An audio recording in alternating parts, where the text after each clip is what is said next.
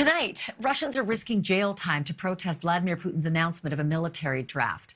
Jonathan Sanders is a former Moscow correspondent for CBS News and author of The Russians Emerge, and he joins me live tonight. So, Jonathan, I've got to ask you about this business about threatening that he would use all of his nuclear arsenal. He's not bluffing, upset with the West for helping Ukraine. Clearly, he's back on his heels. But I worry about this whole bluff business because he's done this before, and when he says he isn't bluffing, he usually isn't.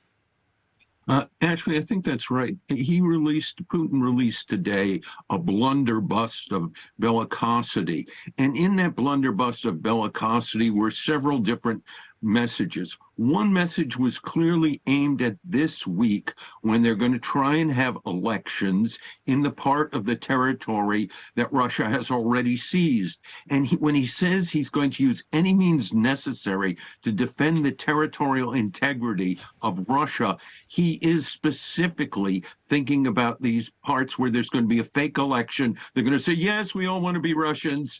And then he wants us, A, not to interfere with those elections, and B, once that happens, that we can't attack them. That's part of what he was saying today in his threats.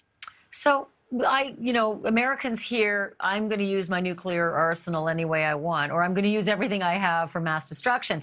And they immediately think, oh, geez, the ICBMs are going to be coming over to New York and Seattle. Is that where the nuclear weapons are going to be pointed, or is it more likely he'll use some kind of theater warfare, smaller nuclear weapons, but show off what he's got in Ukraine? Ashleigh, I think he's pushed into a corner. His army's been doing terribly. His navy in the Black Sea has been sinking. I think when he talks about weapons that we don't have, I think he's referring not to nuclear weapons, but to these hypersonic missiles that they had, the so-called Kinzhal missile that goes like Mach 10 or Mach 12. I think the real nuclear danger is missiles or rockets that are aimed near nuclear power plants, because one of the messages today was, yes, nuclear weapons, yes, nuclear threats.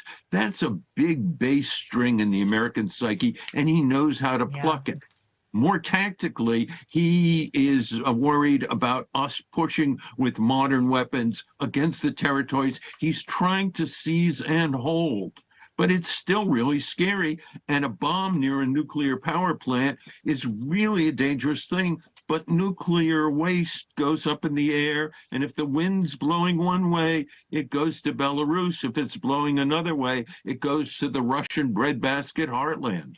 Thank you for watching. Go to newsnationnow.com to find NewsNation on your television provider. And don't forget to click the red subscribe button below to get more of NewsNation's fact-driven, unbiased coverage.